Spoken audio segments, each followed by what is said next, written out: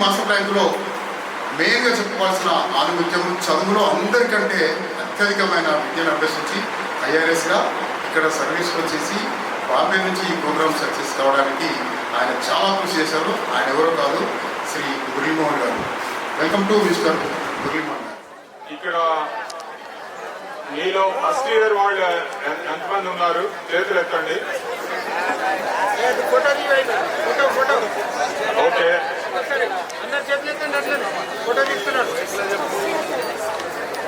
Welcome to all the freshers. Welcome to GPT. అప్పుడప్పుడు తిప్పాలి భయ్, అటు పిల్లలకి మమ్మల్ని తీస్తావా, వాళ్ళని కూడా తీయాలి.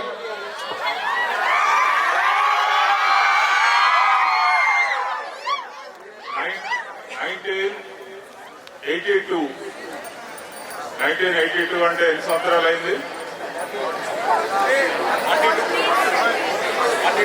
ఫస్ట్ ఇయర్ 1982 ఇప్పటికి ఎన్నేళ్ళు అయింది? 42 ఇయర్స్. 42 ఇయర్స్ బ్యాక్ ఇప్పుడు ఇక్కడున్న ఈ జీపీటీ మా ప్రెసిడెంట్, నేను, మేమంతా మీలాగా ఫ్రెషర్స్. అంటే మేము ఫ్రెషర్స్ గా అయిపోయి 42 ఇయర్స్ అయింది. సో వీవర్ అప్పుడు 13-14 సంవత్సరాల వయసులో ఇక్కడ జాయిన్ అయ్యి ఈ పాలిటెక్నిక్ కాలేజీలోనే పాలిటెక్నిక్ ముగించి వేరు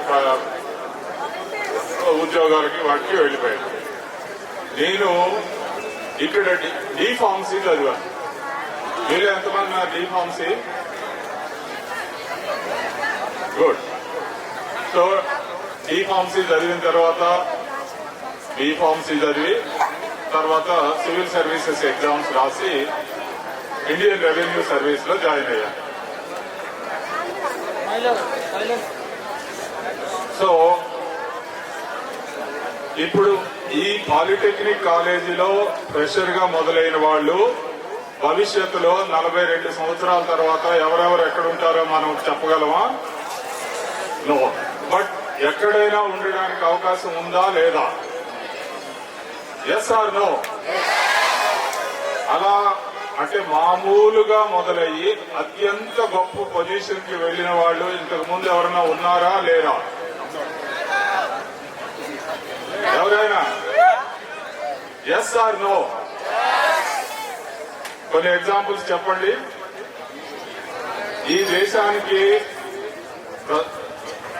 ప్రెసిడెంట్ గా చేసిన ఒక ఆర్డినరీ కుటుంబంలో పుట్టి న్యూస్ పేపర్ వేస్తూ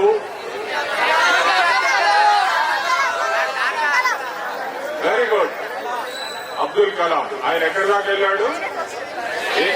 ఏపీజే అబ్దుల్ కలాం చాలా తమిళనాడులో అత్యంత మారుమూల ప్రదేశమైన రామేశ్వరంలో పుట్టి అక్కడ న్యూస్ పేపర్స్ వేసేంత పరిస్థితి నుండి ఈ దేశానికే రాష్ట్రపతి పొజిషన్కి వెళ్ళారు. అలాగే చాయ్ వాలా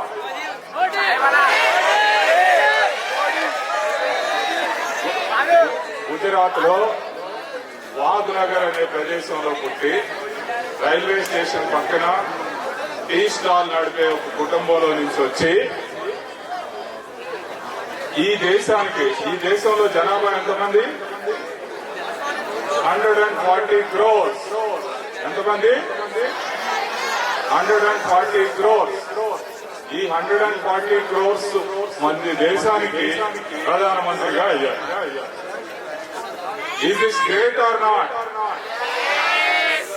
అట్లాగే అత్యంత సామాన్య కుటుంబంలో నుంచి పుట్టిన వాళ్ళు ఎంతో గొప్పవాళ్ళు. ఇప్పుడు హైడ్రా అనుకుంటారు కదా మీరు, Hydraa yes or no? Ya. ఈ హైడ్రాని తీసుకొచ్చి ఈ రాష్ట్రంలో ఉన్న చెరువులన్నిటినీ మళ్ళీ తిరిగి చెరువులాగా చేయాలని ఈ రాష్ట్రానికి వచ్చిన ముఖ్యమంత్రి గారు ఎంతో గొప్ప వర్క్ చేస్తున్నారు. ఆయన కూడా చాలా సామాన్యమైన ఫ్యామిలీ నుంచి వచ్చారు. ఆయన కూడా వనపర్తిలో చదువుకున్నారు. సో అలా ఎక్కడి నుంచి మొదలైనా సరే ఎక్కడికైనా వెళ్ళగలగాలి అంటే ఏముండాలి?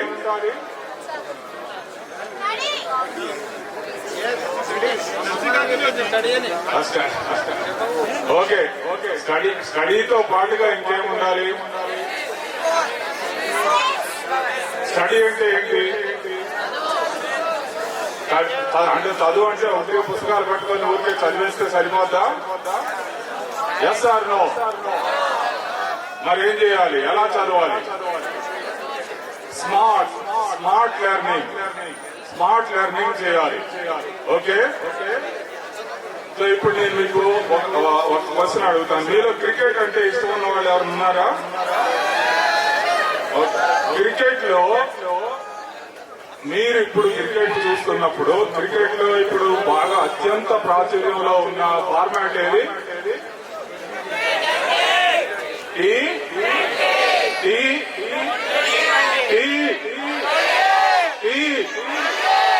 ఓకే, మా రోజుల్లో అయితే 1 డేలు ఉండేవి, అంతకన్నా కొంచెం ముందు అయితే 5 డేస్ ఉండేవి. కానీ ఇప్పుడు అవి దాదాపుగా కనుమరుగైపోయినాయి. ఇప్పుడు T20 అనే ఫార్మాట్ వచ్చింది. ఇప్పుడు ఈ T20 అనే దాంట్లో అంటే మనం నేర్చుకోవడం ఎలా నేర్చుకోవచ్చు అనే దాన్ని మీకు అసలు T20లో టీ అంటే ఏంటి? T stands for what? No, T stands for 20.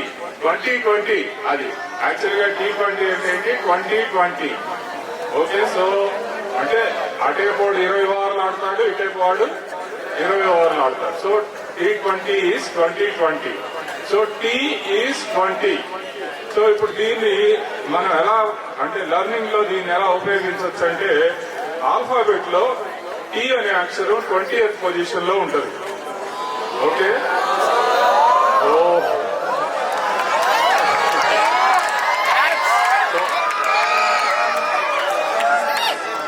So మనం దాన్ని ఎలా గుర్తుపెట్టేసుకోవచ్చు? టీని 20 అని గుర్తుపెట్టుకోవచ్చు.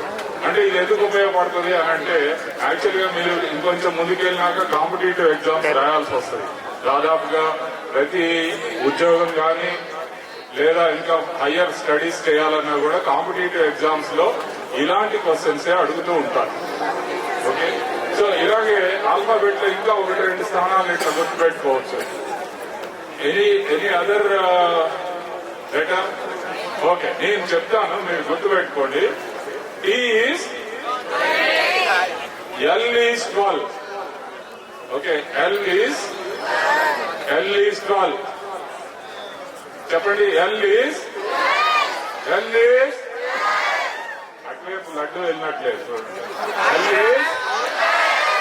ఎల్ ఈజ్ సో ఇలా ఇట్లా చాలా అంటే దాదాపుగా ఆల్ఫాబెట్ మొత్తానికి ఏదో ఒక రకంగా దాన్ని గుర్తుపెట్టుకునే మార్గం ఉంటుంది. సో అది మనం తర్వాత నెక్స్ట్ టైం కలిసినప్పుడు చెప్పుకుందాం. అట్లాగే మీకు ఇంకో చిన్న ఫార్ములా ఒకటి చెప్తాను, చాలా easy and very useful also. మీకు సంవత్సరంలో ఎన్ని నెలలు ఉన్నాయి? 12 months. సో ఈ 12 months లో ఎన్ని నెలలలో 30 రోజులు ఉన్నాయి? How many months have 30 days in a year? And how many months have 31 days? Okay, నేను చెప్తాను, గుర్తుపెట్టుకోండి. So there are 5 months which have 30 days and there are 7 months which have 31 days and there are 4 months only which have 30 days. Okay, there are 4 months only which have 30 days and only 1 month has ఫిబ్రవరిలో ఎన్ని రోజులు ఉంటాయి? 28. So దీన్ని ఎలా గుర్తుపెట్టుకోవచ్చు అంటే ఏ నెలకు ఎన్ని రోజులు ఉంటాయి అనేది చెప్పాలి అంటే మనం మనం హిస్టరీ వెనక్కి తిప్పి లెక్కేసుకోండి అని చెప్తాం. సో దీని అవసరం లేకుండా చాలా సింపుల్ గా గుర్తుపెట్టుకునే ఒక మార్గం మీకు చెప్తాను. మీకు అర్జున్ సేన్ అనే ఆయన తెలుసా? అర్జున్ సేన్. ఓకే, అర్జున్ సేన్ అనే ఆయన is brother of Amartya Sen. Amartya Sen అంటే మన దేశంలో నుంచి నోబెల్ ప్రైజ్ ఎకనామిక్స్ లో నోబెల్ ప్రైజ్ వచ్చిన ఒక పర్సన్. వాళ్ళ తమ్ముడి పేరు అర్జున్ సేన్. ఈ అర్జున్ సేన్ అనే అడ్వెంచర్స్ అంటే వర్డ్ ని గుర్తుపెట్టుకుంటే, అర్జున్ సేన్ అనే పేరును గుర్తుపెట్టుకుంటే మీకు ఏ నెలకి ఎన్ని రోజులు అనేది జస్ట్ ఎటు చూడకుండా మీ పుస్తకం చూడకుండా చెప్పేసేయచ్చు. కాదు. ఎలా చెప్పొచ్చో నేను చెప్తాను ఇప్పుడు. అర్జున్ సేన్ అనే దాంట్లో 4 సౌండ్స్ ఉన్నాయి. దేనికి సంబంధించిందా అంత listen very carefully. Arjun Sen. Okay, Arjun Sen. So ఇందులో ఈ 4 నెలలని రిప్రజెంట్ చేస్తాయి. ఇప్పుడు అర్ అనేది ఏప్రిల్. ఓకే, మీకు ఏ ఆర్ వచ్చేది ఏప్రిల్ ఒకటే ఉంటుంది. అలాగే జూన్ అంటే ఇంక వేరే చెప్పక్కర్లేదు.